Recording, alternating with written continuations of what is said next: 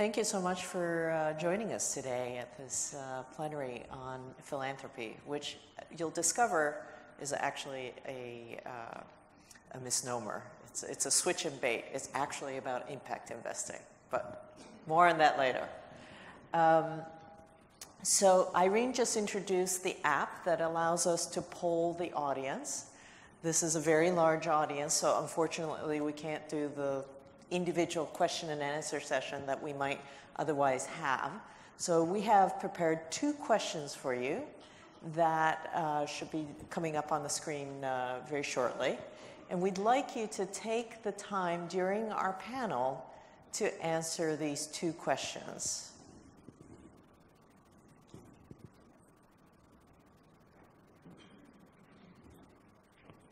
Here we go. All right. First question. Are Japanese or American companies more committed to serving the collective good? This is simply a subjective opinion from you all. It would be very interesting to see what the results look like. The second question is about which consumers, Japanese or American, are more concerned about the social stance of the companies. Do American consumers or Japanese consumers care more about whether the companies they're purchasing services or goods from are committed to the social good? So 2 questions, and the answers are either Japanese companies are, Japanese consumers are, or vice versa. So I look forward to seeing the results shortly. In the meantime, I have here on stage with me Xavier de Souza Briggs from the Ford Foundation and Hiroshi Nonomiya from Social Impact Partners, who will discuss for us what trends are happening in social impact investing today. And I'd like to ground the discussion in this question. So the thing we most closely associate with capitalism, the company. Now, originally, hundreds of years ago, when companies were first allowed to be formed, they were allowed to be formed only if they served the social good. There had to be a compelling reason to grant a company charter. And in fact, the first companies that were created in Western Europe were, in fact, companies that engaged in activities that benefited the public. These were companies that built roads or canals, not exactly companies that were sort of creating what in the economics profession we call widgets. So the philosophical underpinnings of this still exist. We believe that markets serve the public good, and therefore companies should exist and they should create a market. But with impact investing, we are starting to look much more closely again at, are the companies actually doing something for the public good? And so in some ways, we are coming back to the original justification for why companies exist. They must serve the social good. And the question today before us is, how is this happening globally, specifically in the US and in Japan? So first I'm going to turn to Xavier de Souza Briggs and ask him to speak a little bit about how this is happening in the US. Mari, thank you, and I'm honored to be here with you and Hiroshi, having this important conversation. First of all, I think you said it exactly right. This concern is nothing new. It's there in the founding of corporate charters. And by the way, in the creation of stock markets centuries ago, there was this concern about the relationship between business and society in investing not only for financial return, but also social impact or public good, what we now increasingly call impact investing or double bottom line investing. And I think the most powerful way to think about it, and in particular what's happening in America and in many other countries quite rapidly, is we're moving beyond the binary that we've known, at least in our lifetimes, at least in recent history. And it's a binary in which on one side you had activity that was 100% social impact focused, typically associated with not-for-profit organizations, public sector social spending, that kind of thing, but didn't concern itself with investing in the financial sense, and so lacked some of the innovation too, and the scale that is possible through the investment markets and through the movement of capital all across the world for creative uses. On the other side of the binary, you had quote-unquote traditional investing, or at least investing as, again, we've come to know it in recent decades, and it concerned itself only with financial return and not at all with social impact. What we see now is the wall between those is collapsing fast, and that is a very, very good thing. And what we see going on is a convergence such that we no longer need to think about or work in this binary and very unhelpful construct. Instead, we can think about a whole spectrum of capital, from pure grants on one end that seek no repayment, all the way through a kind of middle spot on the spectrum where you have risk-tolerant capital, capital that is investment, it is finance, but it operates in more flexible and sometimes concessionary ways as compared to market rate capital, all the way to market rate investing that also concerns itself, though, with social impact, with that second lens or that second bottom line. That's very exciting. It's much more powerful in terms of tackling the great challenges of our era, including, by the way, the achievement of the Sustainable Development Goals. The UN's estimate is that we are trillions of dollars short of what we need to realize the Sustainable Development Goals, or SDGs. So impact investing in the broad sense is an important part of meeting that gap. And you know, given this, and given how it also aligns with several other important trends, to have corporate social responsibility move from a kind of sideline to business right into the heart of what business is all about, the emergence of benefit corporations and certifications for those kinds of companies, and so many other things that I'm sure we'll touch on this morning. We're seeing very powerful and innovative work go on, and tremendous growth in impact investing, particularly over the last 5 years or so, into the billions, and soon I would predict the hundreds of billions of dollars, the makings of a really mainstream movement, no longer something on the margins. I'll give you a very quick example. Ford Foundation has been doing impact investing since long before the term was coined, going back to the late 1960s, and we have found that we can use our capital in uncommon ways to create big impacts. Sometimes we call them big bets. So one example is roughly 20 years ago, we made one of the biggest bets in our history, $50 million, partnering with Fannie Mae, one of the world's largest financial companies, and with a nonprofit focused on creating home ownership opportunities for low-wealth borrowers in the U.S. Home ownership has been one of the #1 ways for low-wealth families to build wealth over the course of our history. And essentially, I'm making a long story very short, of course, but what we agreed to do was to accept the first losses, to offer a kind of insurance policy on the larger program of mortgages. We made a bet that low-wealth borrowers are creditworthy. They can be excellent homeowners if you know how to find them and counsel them and underwrite the loans properly. And the good news is we were right. The bet paid off extremely well, and that has had impacts on a multi-trillion-dollar mortgage industry. So we're not talking about small impacts. They can be quite extraordinary if you spot an opportunity to use capital in a creative way. And partnerships are the key to making it all work. Great. So for clarification, when you say we, it's the Ford Foundation. Is that right? Yes, in this instance, it was Ford Foundation with a huge financial institution, right, and a not-for-profit that brought an expertise in working with low-wealth borrowers. In another instance, very recently, we've partnered with Citibank and OPIC, the U.S. government's overseas private investment corporation. OPIC and Ford offered, once again, a credit guarantee, so we took some of the risk. You see that kind of thing more and more, by the way, so-called de-risking as a use of government or philanthropic capital.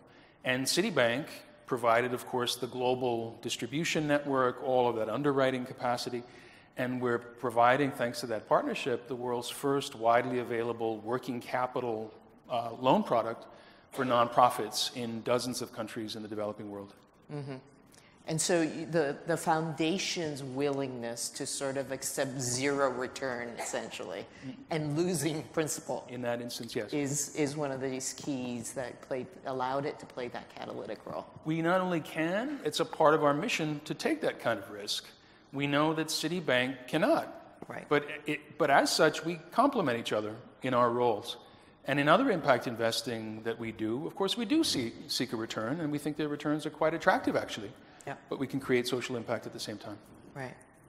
So, Hiroshi, I'd like to ask you to speak about the past of impact investing in Japan. Yeah, I would like to start from the maybe not necessarily the impact investment, but probably the relationship between the philanthropy activity and the business and the financial world. So probably 10 years ago, the interconnection between those people engaged in the philanthropy and investment and business, very, very far away. And then partially triggered by 2011 tsunami. And then when the Mitsubishi Corporation SoftBank established the 100 million, quite big investment fund, which is almost an impact investment fund. But another very visible tendency is more and more younger people who spend in the business sectors, leave the business sectors, and then they started up the social ventures. Social ventures here, I mean, is the venture, either it's an NPO or the company, looking for the social solution. So the purpose of the organization is to find a solution to the social issues. Either it is education, child care, or the elderly care, or whatever. And because in the perfect world, those social issues are covered by government. But unfortunately, there are so many issues not covered. Historically, in Japan, many philanthropy activities are from Japan to emerging countries, helping the poor people. But now people started to recognize we have also the social issues. The key question is those people who started the social ventures, but starting up a social venture is not an easy thing. It's not only the problem of the finance, but also the business skill, capability, network. So what's happened is we observed what's going on in US and in Europe. And quite a few are people involved in investment activities such as venture capital and private equity. They try to transfer their skill to build up and support the business expansion to the social sectors. And then set up, many of the private equities founder started up venture philanthropy fund, which is to apply their skill set to grow support the business, but for non-profit basis. And then raise the fund, and then give the money, but also help them to support their business expansion. Because either it is company or even NPO, they have to survive. In order to survive, they have to generate the cash to survive, pay the payroll, and those people working for NPO has to live with the 2 children, 3 children, has to survive. So even it is an NPO or the social venture, it has to be sustainable, and then if there is a strong mission, it has to be scalable. So 2013, we have established the first venture philanthropy fund in Japan called the Japan Venture Philanthropy Fund. And our partner is the Nippon Foundation, one of the biggest foundation. And also another partner we put together is mostly the background of private equity. This is a typical example of the collaboration between the non-profit foundation sectors, traditional philanthropy, and the people from the financial side. And then we actually asked several people, well, why don't you join? And then the consulting firm and the legal advisor and accounting firm, a couple of other professional organizations joined us as a pro bono partner. which means that they spend their daytime, hours in kind of contribution to join us to help those social ventures to be sustainable, change the business model, and then achieve the scale. Achieve the scale means achieve the more social impact. And then a couple of the impact investment fund in Japan started up.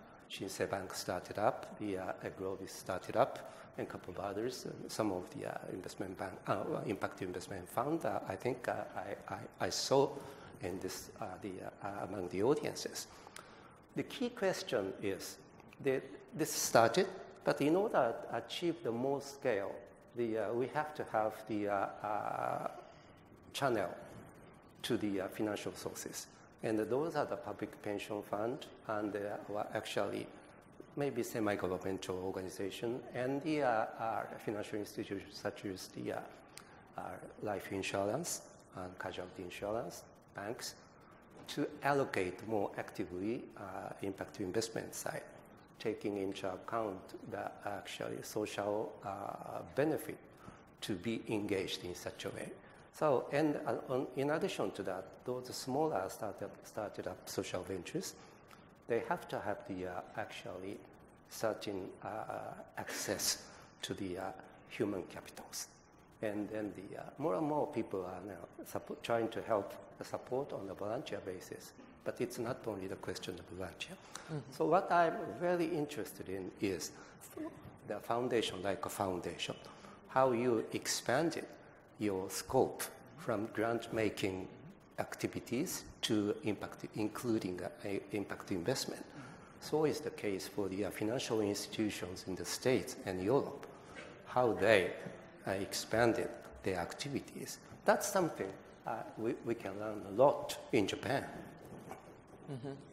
Yeah, in fact, that I was going to ask, when the venture philanthropy fund started, and then you noted that the impact fund, investment fund started, were the venture philanthropy funds sort of taking a grant approach? Yeah, venture philanthropy fund, we raised the fund as a donation grant. Yes. And mainly from the individual and the owner family companies. Not so much quite a big organization yet. Interesting. And impact investment, as you described, they are looking, impact investment fund is looking for social return as well as a financial return. That's why that enables many financial institutions or even the public pension fund to allocate the capital. Right. But what we are doing from the venture philanthropy fund is very similar. Identify the social ventures, interview the founder, and agree on the mission and the objective, and we agree on the social impact to achieve. And then we put the money, and then they work together. So this is almost, the framework of the impact investment. Only difference is where the money is coming from. Yeah. Okay, so that's very interesting. So the question you raised, Hiroshi, is actually quite relevant here. What triggered this shift from sort of finances, financial returns are one side, social impact is on the other? What happened in the U.S. to kind of get us to the stage where we're actually talking about impact investing as a conventional thing to do? It's such an important question. You know, I think it was no one thing, and it's very important to recognize that. We see the coming together of a couple of different trends producing something powerful in a relatively short period of time in terms of recent history. Number one, in a deep way, I think we're living through a cultural moment where people and institutions are determined to align their money with their highest values. In a way, as you put it, Marty, we sort of used to know, but lost sight of, and we've paid a real price, and we've come to realize that. Over a course of natural disasters, financial crises, the threat of the climate crisis, of course, a number of things I think have called our attention to the dangers of just sort of plowing ahead with a narrow view of how markets and how capitalism can work. And two of the critical ways in which we see that movement, that cultural movement expressed are consumerism on one hand, what's come to be called conscious consumerism, spending your money in ways that take account of the downstream impacts. How are farmers treated? Are women being employed to generate livelihoods? What is the carbon impact of the purchase, et cetera, et cetera? And the other is investing. And we see it running from the retail investor, investing maybe in a green bond or asking questions about how their pension funds are being allocated and wanting more options, all the way to, I couldn't agree more with Hiroshi-san, that institutions and the big institutional pools of capital are particularly important. If you think about the Ford Foundation, we're one of the larger US private foundations. We're very small in terms of assets under management, our financial corpus, compared to pension funds or sovereign wealth funds. But even institutions that are small in the scheme of things can have a mighty impact if they're very deliberate and they're willing to take certain risks. And of course, unlike some of those other pools of capital, which tend to be dominated in recent decades by that narrower view of financial return investing, we do have a social impact mission that's in our DNA. It's there in the founding. And so, as Hiroshi asked, how did we come to this? Well, we began with grants, of course. And grants are precious, especially in the early stages of things like microfinance. It took a lot of grant making in the early years when Muhammad Yunus walked into that Ford Foundation office in South Asia and said, I have this crazy idea. Extremely poor people can be creditworthy if you know, again, how to find them and how to underwrite the loans. It took grants, it took patient below market rate loans for years and years, but out of it came microfinance and financial inclusion. As Americans would say, it's a thing now. It's an investable sector in a very large way. And the same is true if you look at something like affordable housing in the US. It took lots of grant making and below market rate loans and equity investments, but now it's among the most mature and investable of sectors, not only by Ford and other private foundations, but by major commercial banks, by pension funds, and other institutional investors that are finding they can do well financially while also doing good. So you talked about sort of trends, climate change, disasters, and just a sense that some things have to be different for the world to continue as we would like it to. But just to get tactical for a minute here, did the Ford Foundation play a role, for instance, in the creation of commonly accepted standards around impact investing, or did they join forces with other entities to influence the government, if necessary, to sort of eliminate obstacles, real or perceived obstacles, to impact investing? Yes to both of those. And first, I want to give credit to the Rockefeller Foundation. Over a decade ago, Rockefeller gathered leaders who were active in this kind of investing, which was still seen as sort of ahead of its time. It had deep roots, but it was still a fairly small-scale endeavor. Different people doing different things, using different terms.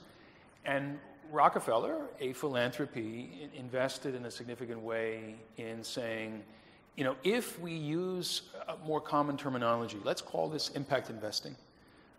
Let's explain it in very plain, relatable ways. Rockefeller also helped to seed an organization called the Global Impact Investing Network, which created members in these different sectors, so bringing together the kinds of institutions we're talking about, to work in common cause, to think of themselves as part of a common movement. That was tremendously important. But the other thing you mentioned was tremendously important too, looking to government to unblock commitment and innovation and adoption, if you will, of an impact investing approach. About 5 years ago or so, under the leadership of Ronnie Cohen of the UK, the G7 nations, including Japan and the US, created national advisory boards for impact investing. Never before had the impact investing community, conscious of itself as being part of a common movement, never before had the community gotten together, identified policy priorities, and addressed government in one voice, in common cause. We did that, and in 2014, we at Ford were a part of that. We supported the US NAB, we supported the global entity that worked to network those NABs, And we contributed ideas. We worked with investment banks and the Omidyar network and a host of other players with an interest in this. And we communicated to a very friendly federal administration at the time, the Obama administration. President Obama had appointed someone in the White House to be the point person for this kind of investment activity, and that was helpful. And we actually scored some major policy wins in a relatively short period of time by working together. For example, government issued guidance to pension fund fiduciaries, informing them, reassuring them that it was perfectly consistent with fiduciary duty to consider social impact in addition to financial return. Not instead of financial return, but in addition to financial return. That kind of thing is enormously important in investment sectors where those who make the key decisions tend to be quite conservative for a reason. So that kind of signal from government matters a lot. Right. So Hiroshi, I'd like to turn the question to you. You hinted at some ingredients for a shift. You talked about what we in the US would call millennial generation, people increasingly seeking more from work than just a paycheck. Yeah. They want more meaning and sense of purpose. Xavier talked about the National Advisory Board, and if you could speak a little bit about the different elements that exist in Japan to sort of have a moment where impact investing can take off. Yeah, first of all, there should be social entrepreneurs, obviously, who have the strong mission and the strong motivation to do something. And obviously, numbers are increasing. And as I told you, in addition to those people who straight go into the social sectors after the college, there are a bunch of people these days, after spending 5 years, 10 years with Japanese organizations, they found, oh, this is not the right place for them. They are, generally speaking, a good middle management. They are not so much outsider in that previous organization. One example is our first investment from the Venture Philanthropy Fund is the NPO running after school. So they organized after school in the state school and private school from 4 o'clock to 7 o'clock in the afternoon. Up until the primary school, the actually nursery school and the child care is reasonably well covered. But all of a sudden, once that their children go up to their primary school, they come back home 4 o'clock. So many working females has to shorten or change the working status to take care. But this is not only for the child care. This is to recover the time for the younger children, after school. Because instead of letting them go to the juku and just learn again and again to go to the next school, their program is brilliant. And they gave the brilliant time, great experience for those children. And but the founder, Hiraiba-san, used to be working for one of the biggest retail chain in Japan and working for corporate planning. So he was one of the great guy in the retail organization, but he decided when he was 30 years old. And then they left the company. So the chairman, president of that retail company where he used to be working for is a great supporter of that ventures. So end of the day, after we started being engaged, what's happened is that retail company seconded people to that NPO in order to fill the gap of our human capital capacity. Particularly, they send their person in charge of the IT. And because, this after school cannot hire the full-time IT professionals. So this is another new way of the collaboration between the social sector and then the company sector or the business sectors. And so that's first point. the social venture were actually younger people who are willing to be there.